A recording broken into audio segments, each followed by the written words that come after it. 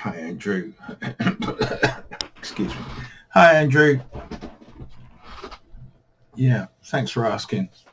P1000. I wouldn't. Let me explain why. And thanks for letting me know. Okay, I'll first address what you said. You've come from a D6, very high-end Nikon DSLR. Don't think and don't do as I do as I say. So don't smoke and don't drink. So you come from a D6. You're not going to be able to do birds in flight, stuff like that. You just have not, with the bridge, got the quality, the size of sensor, the manual control. It's just not there. So forget birds in flight. Let's get that over and done with, because a lot of people think that, oh, I've got this super zoom that I'm going to be able to do birds in flight. No, I've tried desperately hard, and I've been a member of so many P900 groups, P1000 groups, and the consensus is that birds in flight, forget it. So hence why I went for my D780, is so that I can now do birds in flight, but I don't have the, Okay, right. You say you want to do the moon images. Well, you've seen mine. You've seen the sun as well. The P1000, which, as I say, is about 300 quid or 400 quid, I don't know, more than, say, a P950, an awful lot more than a refurbished P900 if you can get hold of one. You're going to be backing off on the zoom to fit the moon or the sun, which, as I said, are pretty much the same size when you look at it in the back of the screen. So, and don't some people do with their P1000s, they zoom in, full optical, 3000 millimeters. Here's some craters. Yeah, fine, great. Okay, yeah, fine, great, yeah. Well, you can do that with the P900, albeit it's a 2/3 sensor. Just crop it and do a lot of post-processing. Moon photos, you will see so many pictures that people have taken with the P900, P1000, and they all need post-processing. Some of them look appalling, some of them don't look so bad. Then you get people like me. I've done it with my D780, put the 200 500 on, and you got this frame, like the size of this, and let me do this. There's the moon, there's the moon. Let's blow it up, Whereas with the P900, there's the moon. The P1000, it will be, there's the moon. Okay, right. So yeah, I might go out of lip sync now. Sorry about that. It keeps complaining. Performance issues.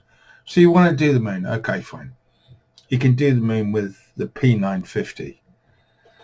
The P1000, you're going to be, if you go full optical, 3000 millimeters, you're in its face. And to be quite honest, you're not, although some people do it, if you want to take pictures of individual craters or groups of craters or one of the mares, one of the seas, whatever, yeah, you could do it, the P1000, but most sensible people, they get a telescope and slap on their DSLR, full frame.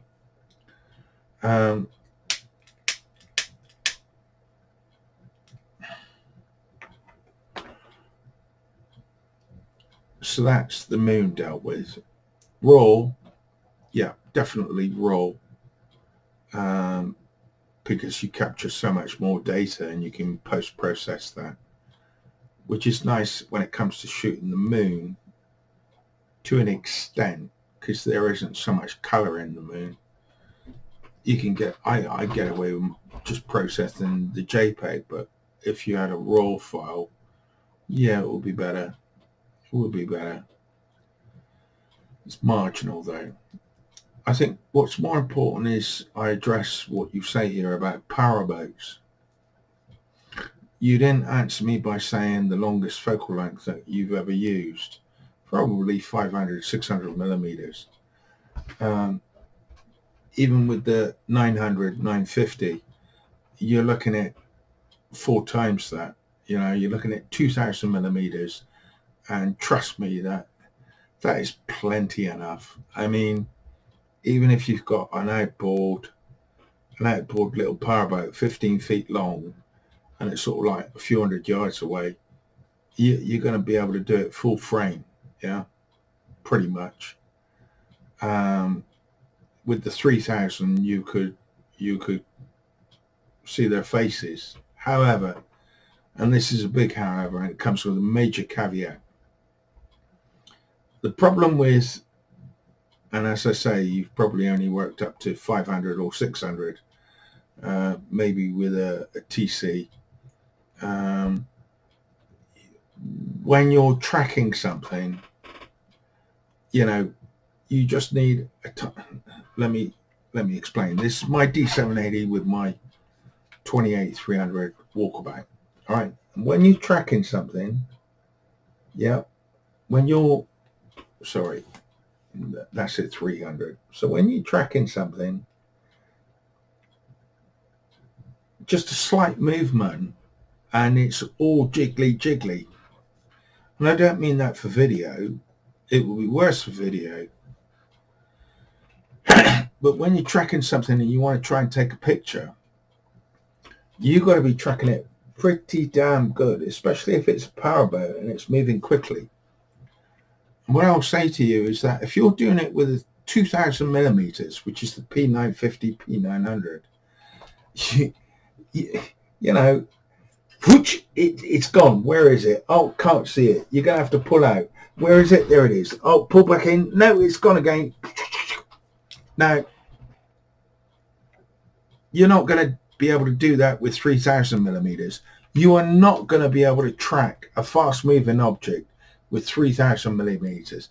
Trust me, because you move this 2 millimeters, 2 degrees, whatever, however you want to describe it, it's going to be gone. It's going to be out of frame. And I know what I'm talking about. I've done planes. I've had the P900 for years and years now, and I've done planes at 2,000 mil, and you know, you see the chemtrails, as some people call them. I call them vapor trails. And where is it? Oh, there it is. I got the vapor trail. There. Where's the plane? There's the plane. Right. Hang on. No, hang on. Hang on. You know, 3,000 mil. Forget it. You're too close. It's too much. Even telescopes don't go to 3,000 mil. I've got my 8SE or whatever it's called, and Celestron, and that's only 2,059 mil. So it's just a bit more than this one, the P900. So 3,000 mil, it's incredibly impractical to be able to use that 3,000 mil and sort of track anything. The other thing is, you say you want to do landscapes. Fine, right. I do ships. I'll have this one for ships, which are like 3 miles away. Got video on my channel. Was it with this one? No, it wasn't. But anyway, I've done video, etc., etc. At 2,000 mil with this one. And to show you what 2,000 mil is like, let's turn it on. Right, ready.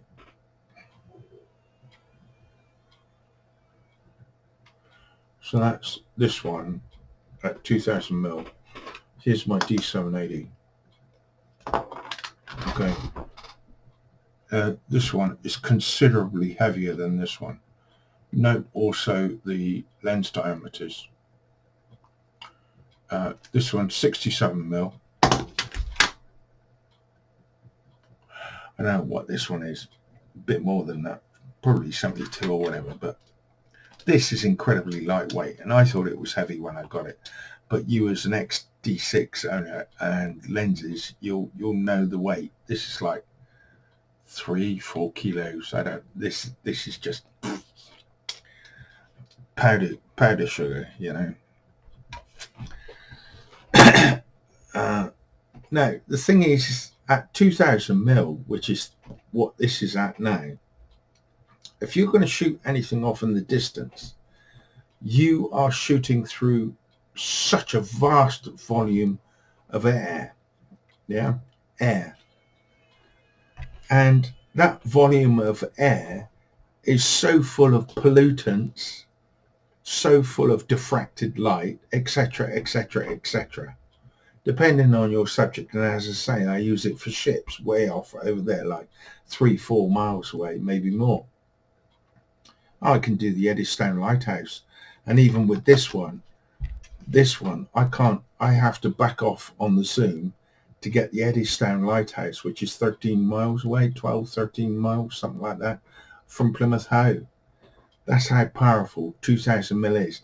3000 mil, you know, you aren't going to use 3000 mil in daily use. You simply are not going to. You can if you want, but why you should want to, I don't know. I mean, that's like trying to get the eyelid on a sparrow in your garden, you know. It's just manic. It's just, you know. So if you're shooting something close, okay, fine, you got that reach, and it's going to have to be small. But you're shooting something miles and miles away. You're looking through so much air, and if it's a hot day, you've got heat haze as well, which I've done with this one. I've done helicopters through heat haze, and great, you can reach and pick them out, but they come out all like blobs, you know, because of the heat haze. So bear that in mind, because I don't think people really do bear that in mind, that when you've got astro reach like this, astro zooms, they're not called ultra zooms, they're called astro zooms, you are shooting through an awful lot of volume of air, and that's going to bring in all sorts of distortions and everything else. So the 3000 mil, I just wouldn't bother. Furthermore, so your power boats, forget it. 2000 mil, you'll be fine. If you aren't, come and kick the shit out of me, you know. 2000 mil is ample.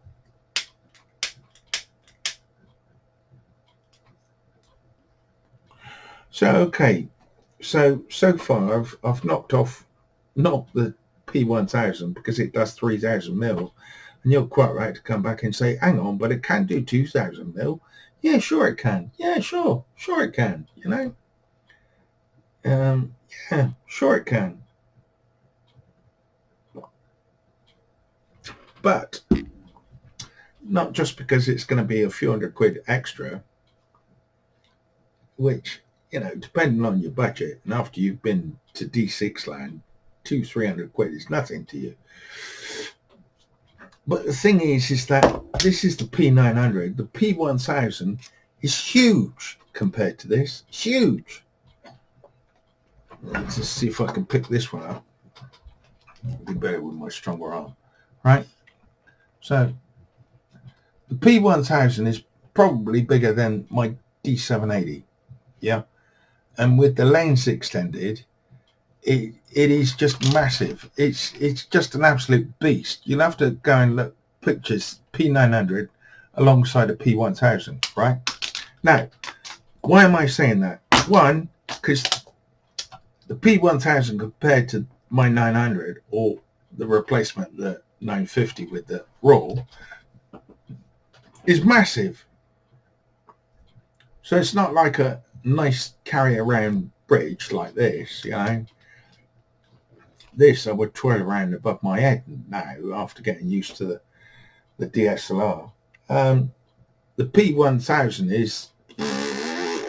is big and it's heavy. So, okay, why does that matter? It matters for two reasons. One, because it's bigger and heavier, and you won't be wanting to go to 3000 mil, as I've explained. 2000 will be ample. You'll rarely use 2000 anyway, you know, because of all this. Oh, where is it? Where is it? I can't see it. And that's even on a stationary ship, you know. Oh, or a plane flying over, and they sort of go like pretty slow, but you'll still find yourself having to pull back out, which these do have, you know, a button, zoom back out and then zoom back in, you know, which you don't have with a DSLR. But the 3000 on the 3000 mil on the 1000, that would be an experience. But my point is, my personal view, the whole point of this is that, as I said, if you want to do the moon, if you want to do the sun, a 950 is perfect. The 1000 you're paying an awful lot more money for. You'll get closer, but to get the whole thing, sun or moon, you'll be pulling back from 3000 anyway. And why does this matter? Why does this matter? Well, for two primary reasons. One, and it's just a small one, I use this, right? It's just called solar film. And I bought some solar film, and that's what this is, and I cut it to shape, and all I do is I bang it on there like that. I used to have a UV filter and I'd stick it on the front, but you don't need to. And then you can go take pictures of the sun. Simple as. And you've seen mine. Now, you want to get a 1000, you're going to have to pay more for a bigger piece. This was 4x4, I believe. 4 inches by 4. You're going to have to get like 6 inches by 6 inches. It's only a few quid more, but that's my point, is it's going to cost more to get one of these. But I used to do an awful lot of macro with this one, and it really is good for macro, because I've got something called a Raynox DCR 250, which I have misplaced. It's somewhere here behind me, somewhere. I dropped it. I stick it on the front of my Sigma 105 macro, which goes on this one, and it's otherworldly as far as macro goes. But with this one, it's just so damn easy. You just clip it on 67 mil, and you know, you pull this one out. You pull this one out. Come on.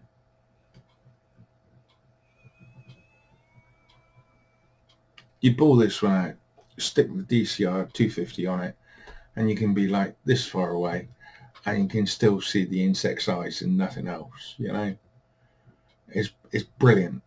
It's better than the 105 with the Sigma, sorry, the 105 with the Raynox on the front on my D780 on this one. The quality of the pixel frame, and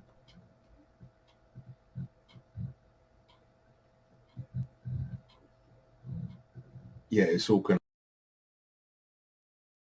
it's my Omen desktop for you.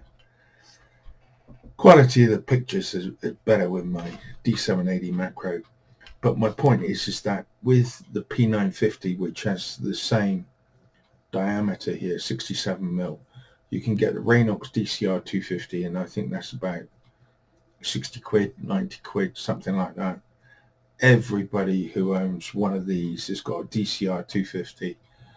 Just go and look at any P900 group and look for macros, and you'll see people using the DCR 250 Raynox and it just opens up a whole new sphere of photography for you. But the thing is with the P1000, P1000 is like this big, and there's no macro attachment you can buy for it.